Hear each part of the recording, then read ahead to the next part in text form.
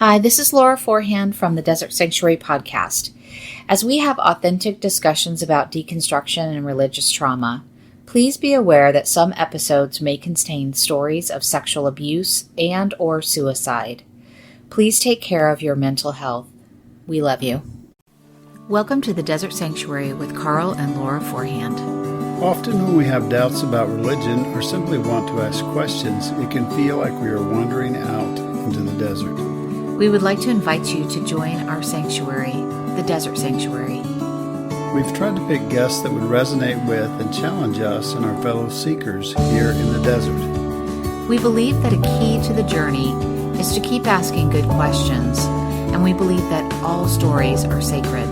Our hope is that you will find life and healing for your body and mind, and that you will be able to be where you are and be who you are. And now, here is our show. Hi, welcome to the Desert Sanctuary podcast. I'm Laura Forehand. I am here with Carl Forehand. We do have a very special guest today. Anything you need to share before I do the introductions? No. I'm good today. Okay, good. Well, we do have a very special guest. Sarah Caton is here with us. And Sarah grew up in a small Mormon town in Utah. Her family wasn't Mormon, though. Her parents were there on a mission to convert Mormons to fundamental Baptists. As a young child, she wholeheartedly believed in the family faith and even wanted to become a missionary when she grew up. She taught Sunday school, played the piano for church, and did everything she could to save souls for the Lord. But her main problem was she dared to ask questions and point out inconsistencies whenever she saw them.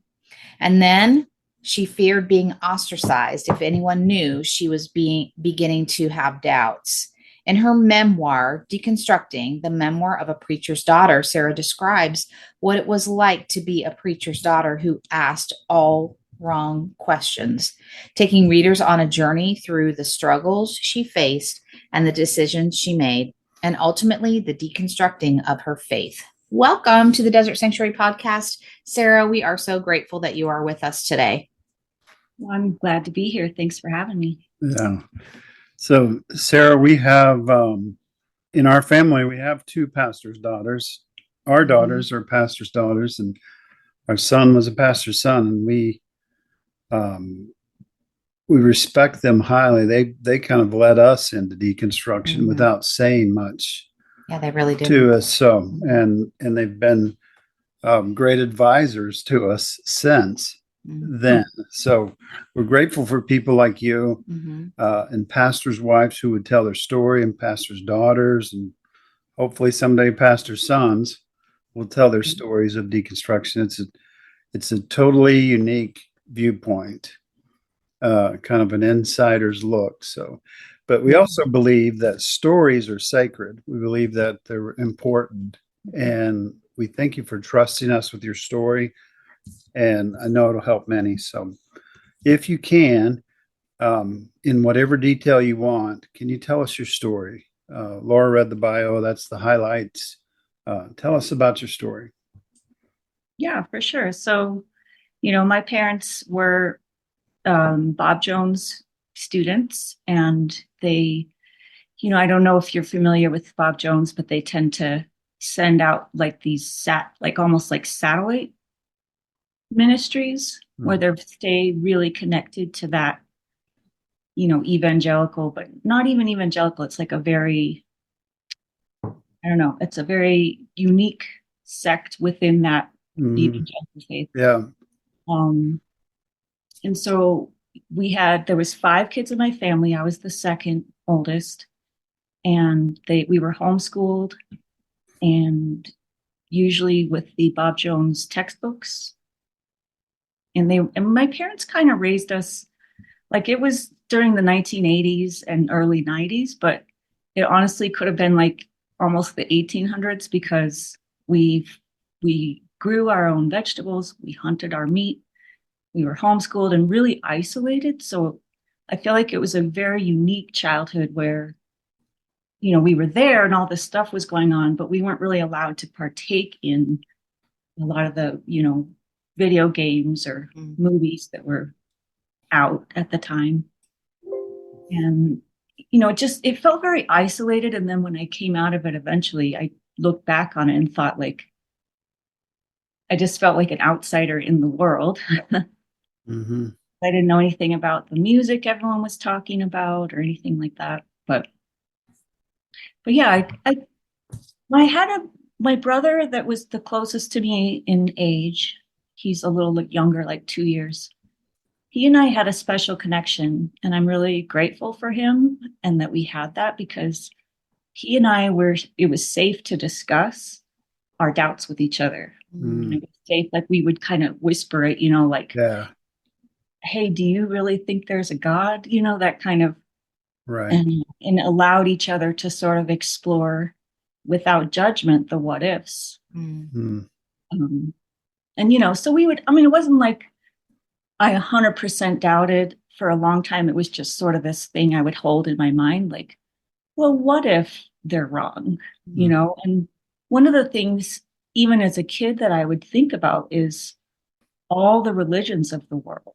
And how is it that, all of them got it wrong, except for us? Mm-hmm. Even Right. within the Christian faith, there's all these different, there's Presbyterians and Methodists and Unitarians and all these, and even they were wrong according to my parents. And so I really struggled with that as I think I'm a little bit on the autism spectrum, and I wanted everything to make sense and be logical and fall into categories. And I would keep asking questions like, well, where's the line?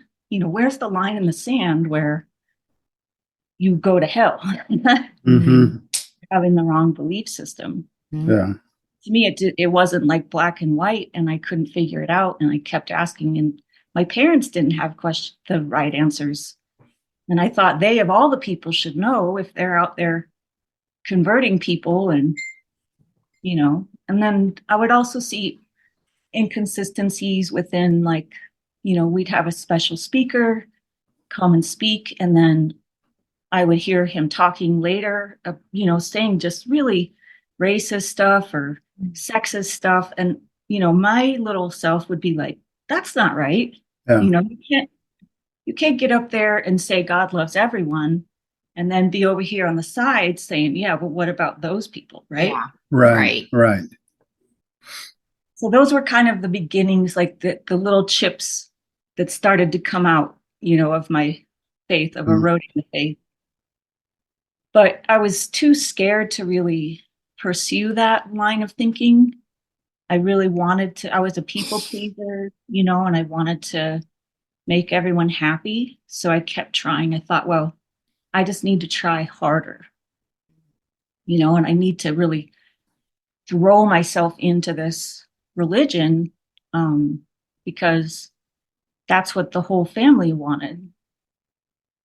And then, yeah, I did. I was camp counselor, a Sunday school teacher. And even while I was, teaching the Sunday school lessons, there was always this little, like, back of my mind going, what if this is all crap,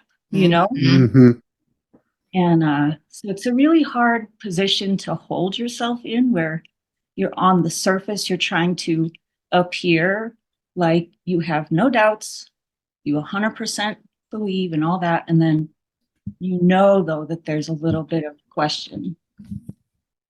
And then I went to high school out here in Longmont, Colorado. And then, because I wanted so badly, we were homeschooled, and I just wanted to have, classmates and get a little bit outside of the bubble that we were forced to be in. But they sent us to these, like, the Christian high school. So it wasn't that far out of the bubble. Right. But it did give me a little bit of independence. And then I went off to Bob Jones because I was supposed to for college. And that was when I think it really hit me, though, that these were not my people. Like, I was way too much of an independent thinker, and everyone there just seemed like, I called them like Christian zombies. It felt like they'd taken their brain out and just handed it over and said, like, tell me what you think, Right. Yeah. Right. I was so lonely because when you're there, it's almost like being in a prison camp where you're not allowed to have any kind of opposing viewpoint or you'll get turned in. Mm. You'll get talked to, you'll get, maybe even expelled. Mm-hmm. And so you have to really keep it all to yourself. And I've actually done a podcast interview with someone that came out of Bob Jones, and he called it like surviving BJU. Mm. Because you are a survivor if you came out of that Mm-hmm. environment. It's a really challenging, especially if you're not especially if you're having doubts. You feel like almost like a spy or something. Mm-hmm. But like I said, that was kind of the beginning of the end for my faith, because I kept seeing more and more hypocrisy.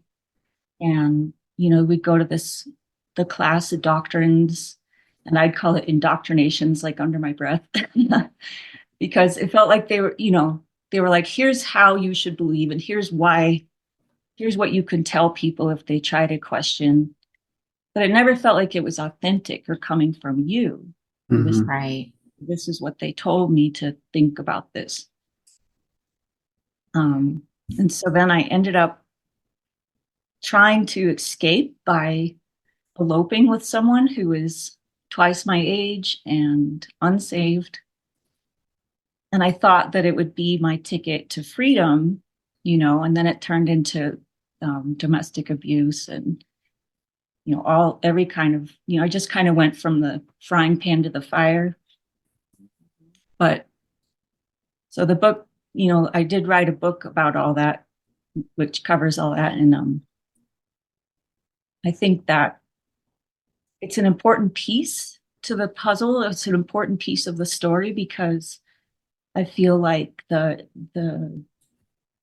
anyone that grows up in that environment, they often end up in an abusive relationship, either being the perpetrator or the victim. Mm-hmm. Because that's this, when you have a figurehead of the religion that sort of is a narcissistic abuser type personality, Mm-hmm. it's good to think that's what love looks like. Right. Right. Yeah. So when I finally, left that, I realized I also needed to leave the religion. Yeah. It's so I appreciate how you said you and your brother would have like these quiet conversations, because I picture our kids doing the same thing, because they never really spoke to us about the fact that they weren't buying what, even Carl as a preacher, and I, sticking to the script, were saying. But I really am looking back so grateful for that, because it allowed them to be critical thinkers, and at least they had a safe, we have 3 kids, so at least that was a safe group for them to talk about, like you're saying with your brother, what do you think about, do you really buy that? Is that really what you believe? Do you really think that, God hates LGBTQ people, or whatever? Yeah. So I can really appreciate that part of your story, because I like to think that is what kept our kids from becoming fully indoctrinated in, what we were preaching, what the church was teaching, all the things. Because they were very, as long as we were pastor and pastor's wife at a church, they were in church with us, so they were hearing all the things. But I'm just really grateful that they used each other to, just have an avenue to speak about, I really don't believe that. I don't believe God loves certain people and not others. I think this is very contradictory. So anyway, I just wanted to point that out, because I really do appreciate that. And that actually makes me just very grateful that our kids had one another to kind of talk to about these things, because you pointed out, and it is very, very true, that as when you have questions and you feel like you're the only one, and you start, I think that when you have those questions, you are deconstructing. I mean, that's, I'll speak for myself. That's kind of how I felt even while we were still very invested in the church. I had a lot of questions, and it is a very lonely feeling because who are you going to talk to? I mean, you might have your brother, but you've got this entire church, I'm using air quotes, family around you, and you cannot be your true authentic self and go, this just doesn't sit right with me. Can we talk about this? There is no room for that. It's not allowed. Yeah. No, it's definitely not allowed. And doing so actually sets you up to be the other, right? And so Exactly. it's us versus them kind of mentality.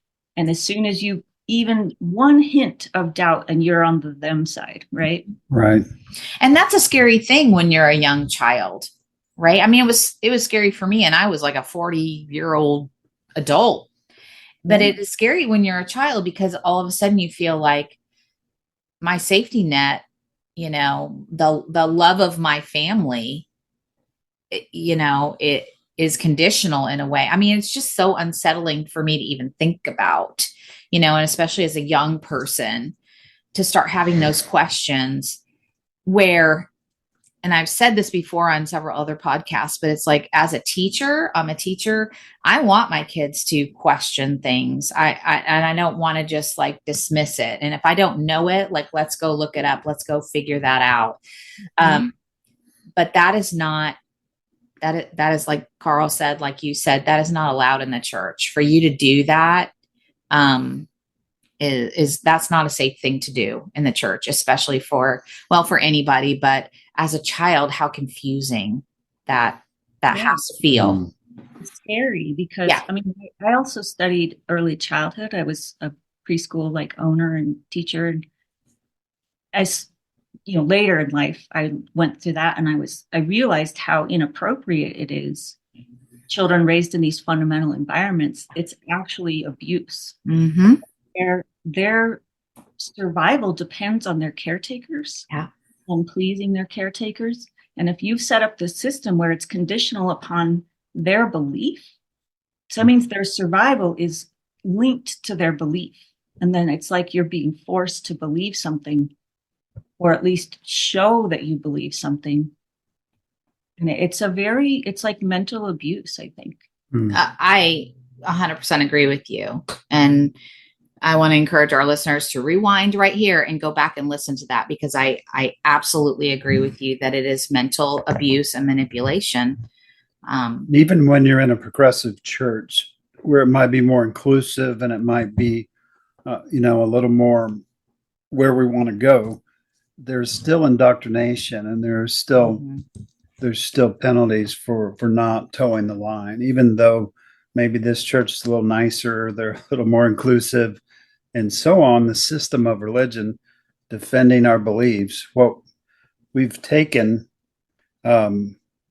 beliefs are really interesting because we had Derek Webb on who was formerly with Caveman's Call, and he talked about that issue a lot, about belief, because basically theology is assumptions.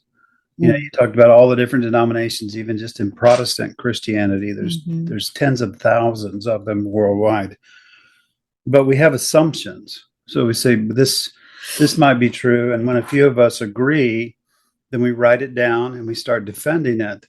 But it's not proven. It's not a hypothesis that was proven out.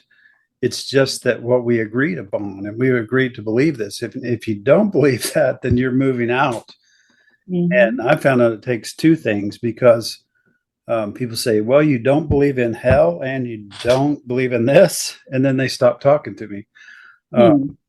So I wanted to ask you about the narrative of, if you leave, if you question, if you start doing anything, then you're on a slippery slope. You're somehow going to plunge into whatever, you know. And you talked about, well, I made a mistake. You know, I went with this guy that mirrored some of what I knew about leadership and so on. that may not have been the right decision, and now you understand why. But did you experience that? Did you experience something different? Did you plunge into evil and sin and whatever, however you define that? Or Yeah. what's your life been like since then? Can you tell us about that a little bit? Well, as the young woman that married that, abusive person, Mm-hmm. I was definitely playing around with that slippery slope where I thought I was, like kind of you're in between where you think once you're saved, you're always saved. That's what they say. But even as a teenager, like I didn't feel saved, I had thoughts, I had doubts, I had, I had thoughts about sex or about, rock and roll or things that I thought, well, a saved person wouldn't think that. A saved person wouldn't do that, right? Mm. And so then I was constantly praying that sinner's prayer up to myself over and over and over again, thinking maybe this time it will stick.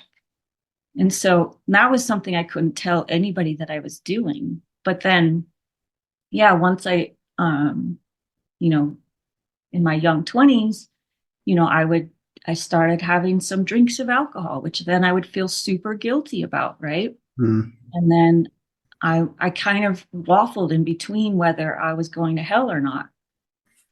And it's something that I think it's like, they tell you should for sure know. Mm. And that it's a for sure thing. And all you have to do is say this one prayer. But again, like it wasn't clear enough for me. And I couldn't understand why it was so hard to always be like godly and always be good. Mm-hmm. And I later realized we're humans. Mm-hmm. Right. We can only be humans. And they've almost taken everything that's human and categorized it into the sin category. Yeah, Mm-hmm. that's a great statement. Mm-hmm. To make you feel broken, to make you feel like you need something outside of yourself. And so, like the loss of your self power, the loss of your own ability to, to have agency over yourself taken away from you. Mm-hmm. Right. Yeah. Something you said that really struck me, and I want people to hear that this is what religious trauma does. You don't even feel safe with yourself. Mm. You are not even a safe person. That's what religious abuse and religious trauma do. Like you start to truly question how safe you are. It's not just the people around you. Because, I mean, as you were speaking and talking about that sinner's prayer, I remember doing the same thing. And I wasn't a child. Like I grew up Lutheran. So, like, yeah, I had my own set of things, but it wasn't as fundamental as the Baptist faith that we were preachers in. So, but once I got to that, I just, I think I already had low self-esteem, but that just like compounded it. Yeah. And I remember like, I don't get why like the sinner's prayer, like I'm not feeling more connected to God by saying it, every night before I went to bed, Mm-hmm. So really good point. I wonder too, like how many people out there that are in the religion right now feel the exact same way. Yes. They're afraid to say it, and they're afraid, and just by saying it, just by us, putting it out there to the world, like you guys are with your podcast. I think it's really important that other people just hear, like, oh, I'm not alone. Right. Mm. I thought the same thing. I mean, I'm so glad that you mentioned that because I was thinking the same thing. Like we assume we're the only ones that struggle with that. But the more you can reach out to people such as yourself or even, us, or there's so many other people to reach out to, you realize like just what you said, Sarah, you're not alone. There's a lot of people that have probably felt this exact same way, but the shame of religion causes you to just be quiet and not speak, the truth of your questioning or the truth of your doubts. It's just not safe. Yeah. And, unfortunately, I hear about that there's actually higher like suicide rates within the, religious fundamentalist people. And I think it's very much related to that you aren't safe within yourself, that you don't believe that you are good enough. Right. Standard that's been set. And I know I went through a phase when I was considering leaving my husband. I thought, well, I've done so many sinful things. I've married this guy. If I get divorced, my family's not going to want me back. There's going to be nobody. I'm not even sure I'm worthy of being in this world. And I actually made some attempts, and I'm really glad they weren't successful. But I think that is also a natural end product of this system, right? Absolutely. I love your language about being fully human. We have a dog. His name is Winston, the Wonder Dog.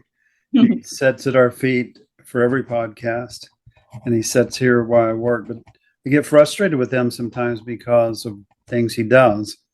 But everything occasionally I have to remind myself, he's just being a dog. He's being exactly like a dog. And that's what I should expect of him. But humans, we sometimes want to do different things with them. We want to control them, just like I want to control everything my dog does. And so when we try to control humans, we lead them away from being fully humans. Humans have a large prefrontal cortex for the very reason of questioning things. Reasoning, yep. And organized religion tries to lead us away from that and not using that brain that we have. And I love that expression of being fully human and all that it entails. Right now, they're promoting alpha males, whatever the hell that means.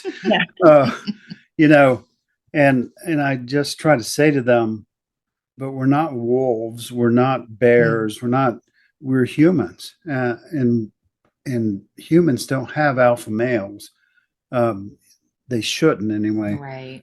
Because we have a brain, and we can use that to question our existence. We can also use that to feel our emotions that are totally natural, and we don't have to be mean and ugly and dominate people to be fully male or fully human. So I applaud you. That sounds to me like bravery. All of that sounds really, really brave. And so we applaud you for that. Just in case, I'm kind of low key and my emotions don't show a lot, but we really want to celebrate that with you, that you were brave enough and vulnerable enough to take that journey. Because that's hard. It's so hard to do. Yeah. And the term fully human, like, I don't know, like, I don't even know what that means. Do any of us really know what that means? And maybe that's different for everybody, and that's okay. Right. What does it mean to be? Part of our journey here in life is maybe to discover what being fully human for you means. And I like how you said for you. So what is fully human for me may not be fully human for Carl or for you, Sarah, but if you're authentic. But like your fully humanness is still valid. And I don't need to change that. And I think that's where, religion wants to put us all into a box. That's been my experience anyway. It wants to put us all into a box and not recognize that what makes me is beautiful and valid. And what makes you is also beautiful and valid. And they may be two different things. But that's okay. Yeah. And the religion also, I feel like one thing that really rubbed me the wrong way was how religion would put men into one box and women into a completely different box.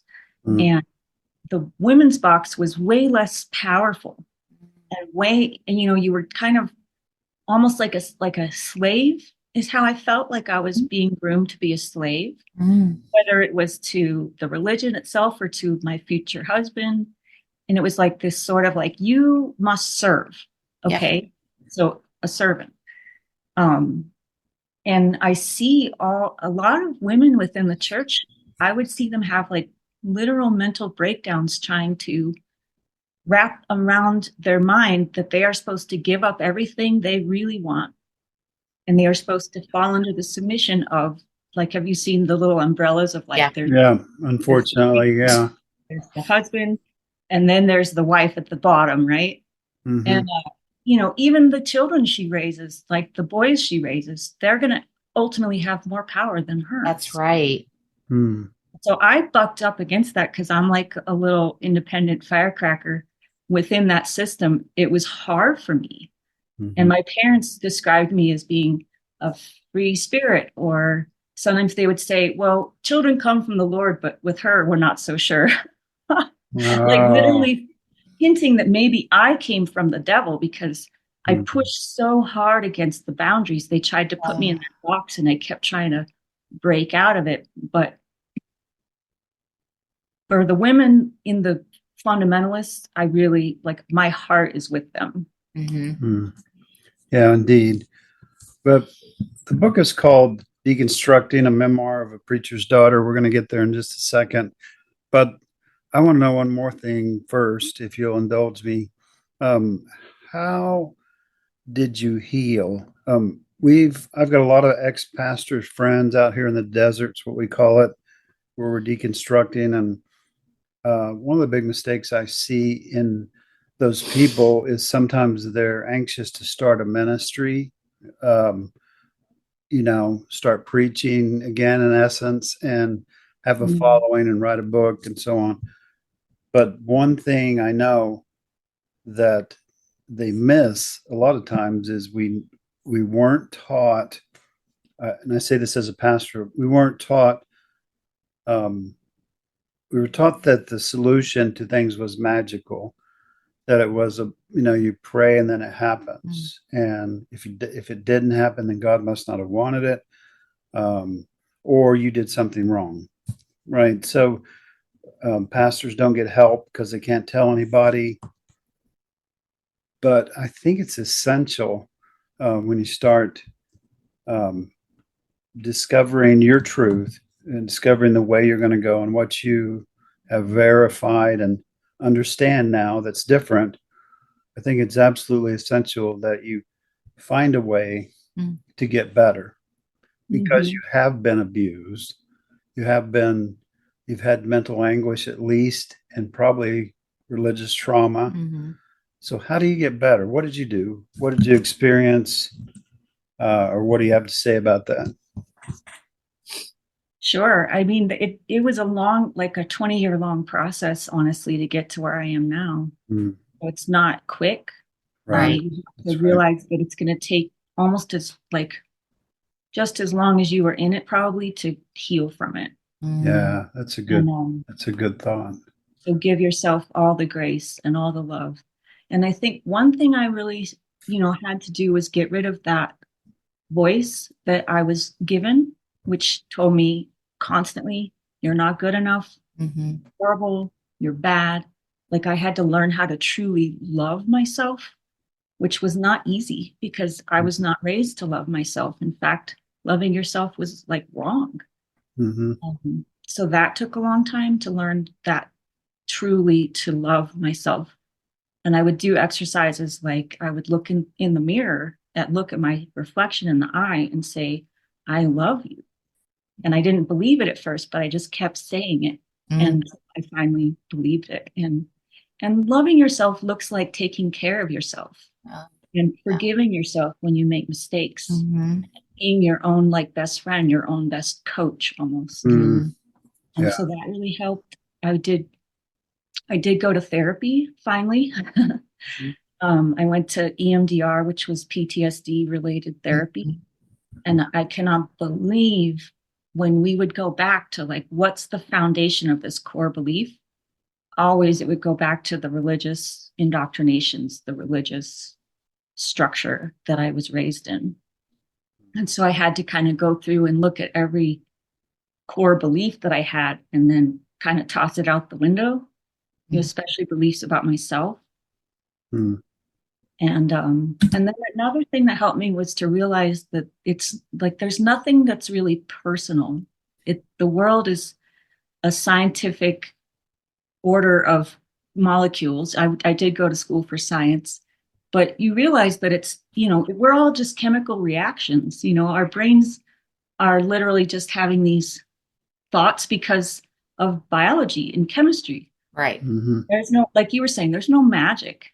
And so when things happen, it's not because God, whether they're good or bad, they just happen. Mm-hmm. Mm-hmm. And you have to move along with it and accept it that, yeah, sometimes like bad stuff happens, sometimes good stuff happens. We just have to be the human in the middle of it going, well, you know, what can I do? How can I direct my life in the way I want it to go? Instead of having this magical thinking that, you know, God doesn't love me, or God's punishing these people, or God's punishing me. And then you realize like maybe there is no God, or if there is, I don't think that it's a personal, like, get into your daily business type being. Yeah. I don't know. It's not like what we thought. Yeah. Right. We've been having this conversation lately with a person or two, just, you know, about that very thing, because it's like, we have a grandson who has disabilities. And so like, just one of the questions is, so what did he or our daughter ever do? Like, what makes them so evil that God would, air quotes, punish? And why do we consider disabilities a punishment? Exactly. Why is that a punishment? I mean, if you know my grandson, your heart is full and you experience love. And that's whether he's verbal or nonverbal. That stuff doesn't matter. And just because someone doesn't look like me, talk like me, walk at all, talk at all, does not mean that they are somehow less than or a punishment from God. And honestly, Sarah, if that is the God that you want me to worship, F that. Yeah, like no thanks. Yeah, I will, because I am so much more loving and compassionate without that. Mm. I don't need to pity anybody to show them love. I don't need to look upon somebody as less than for me to give my love to them. Mm. So I felt, you know, I needed to just say that, because that is just a real sore spot for me. No, it's a good point. Passionate about that. Yeah, I'm really passionate about that. And I do feel, you know, not to get political, but I do feel like that's kind of where our world has gravitated to, and it breaks my heart. It really does break my heart. But we definitely want to talk about your book.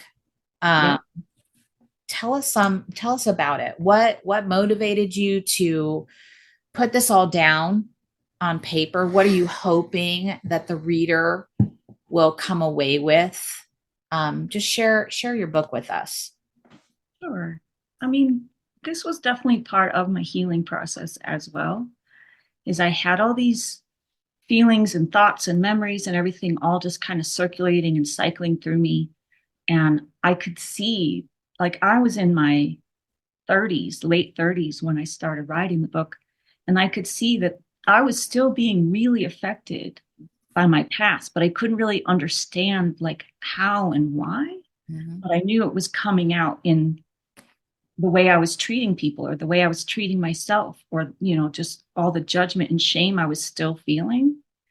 And so part of the writing was just to get it out of me and onto a page, into like words, you know, so I could look at it kind of like, okay, here's my story, here's my experiences. Like, now what is this? So it just kind of started out as a way of just getting it out of me. And the more I wrote, the more I realized that it was actually the tale of why I deconstructed. Like, why did I end up leaving religion? And I thought, you know, I'm a big lover of stories too. Like you were saying in the beginning, story is sacred. And this is just my story. It's hopefully entertaining because, you know, I'm a very vivid storyteller, I guess. It's in the present tense, like in the moment that it's happening. If I'm 4, I'm 4. If I'm 8, I'm 8, you know. What was I thinking then? I never go back and like theorize or say later I found out, it's in Yeah. that moment always. And just what is it like to grow up in a pastor's daughter family? What's it like to be that kid that's in that environment who's also questioning, but also trying to appear really good? Yeah. But also getting whipped within an inch of your life and for saying shut up, or just all the things. And there's definitely funny stories, there's definitely tragic stories, but it's all my story, and I hope that it helps people because they can feel that they're not alone. I've had even like very religious people have read my book and said, thank you for writing that. Like, I learned so much by reading your story. Not that I'm trying to convince people to leave their faith, but just, sharing your experiences. I think we can all help each other heal. And then, I've had really great conversations as a result of writing the book too. Yeah, what I hear in that is something that's kind of going on politically right now, where a lot of people from one side of the aisle are saying, I want to put our country over my party. And you've talked a lot about your humanity. And I think in religion, we need to put our humanity over our religion. It sounds very, antithetical to God, but we have to put people first. Yeah. I believe Jesus did that. He always put people over his religion, and he put people over the groups of people like the Pharisees and the Sadducees and the teachers of the law. He always put the individual and humanity first. I hear that in your story, and I hear that in your describing your book. And so I'm anxious to read it. Also because we have pastors' daughters in our family, and we've learned so much from them through this process. But I'm anxious to read your book. Yeah, well, it's on its way to you. So yeah, good deal. Yeah. We always ask people this question. Usually Laura asks it, but if you had a billboard that you could write and everybody in the world would see that billboard, what would you write on your billboard? Laura says it can be as long as you want because it's your billboard. I say you don't want people to wreck on the highway, but and I say pull over and read it. Yeah, take a photo. That's right. There you Read go. it later. There you go. What would you put on yours? I think the main thing I would say is, no matter what you think and no matter what you do, you are you, and it's okay. Yeah. That's You should love yourself, and out of that will emanate love and compassion and kindness for others. But when you're trying to come at it from a top down, it just doesn't work. When you're trying to love people to prove you're a good Christian or something, it doesn't work. Right. It's not authentic. Yeah. And I think you made a really good point, because like the love I was giving out before I learned to, and am learning to love myself, was very conditional. But like, I really resonated with that when you just said, when you learn to love yourself, the kindness, the way you love, the compassion you have for other people, it shifts. It's different. It seems more authentic. It seems more real and less conditional. Yeah. I feel that the churches are full of inauthentic people trying to prove that they, really do believe this, or they really do have this, faith or whatever. And I really struggle with that, because mainly I love authenticity. I love I have really diverse friends even that have very different viewpoints. And I love sitting and talking with them about what they think and why they think it without needing to change their mind. Right. I find it really interesting that people have different beliefs. We should celebrate that about each other. I agree. Very good. So where can people find you, and where can people find your book? Sure. So I'm on Instagram. The handle is @SheIsDeconstructing. On Facebook, you can find my page. It's just the same as my book title. Okay. And then on Amazon, you can buy my book, ebook, and paperback. So wonderful. And we'll make sure we get all those links in the show notes. So yeah. And I genuinely am really looking forward to reading this. I can hear your root personality and your who you are, and I want to read that story. And I think our listeners will too. Yeah. Anything else before we go? You got any last words? Anything you didn't get to say? Anything you want to plug? Just read my book. I've got a sequel coming out this winter. It's like part 2 it's called Reconstructing. It's just sort of what happens when you try to rebuild yourself from the nothingness that I felt when I left religion, because I didn't know who I was anymore. Just join my page, keep the conversation going. Absolutely. Wow. Reconstructing yourself instead of, I like that. I'm sometimes averse to the word reconstructing because I think, well, I don't want to build back something that didn't work, but reconstructing yourself, that might turn into some kind of belief system or a faith or something, or just turn into your authentic self or a better self. I love that. Yeah. So anyway, you got us on board. We're fans now. So. Well, I'm so happy you guys, reached out, and I'm so glad you do what you do, because I think that's also a very important thing. Like, the more of us that are out there telling our stories, you are creating a platform for people to do that. I think it's really amazing. So thank you for that. The listeners out there, thanks for tuning in. Make sure and check out Sarah's book. It's called Deconstructing, a Memoir of a Preacher's Daughter. So looking forward to that. All right. But thanks for tuning in. And as always, be where you are, be who you are, and be at peace. Thank you for joining us today on the Desert Sanctuary podcast. Remember, all who wander in the desert are not lost. We believe all of our stories are sacred. We are always here if you need someone to hear your story. Check out our blog on Pathos and also our YouTube channel. And stay tuned for our Leaning Forward conference. Remember, we love you. And be at peace.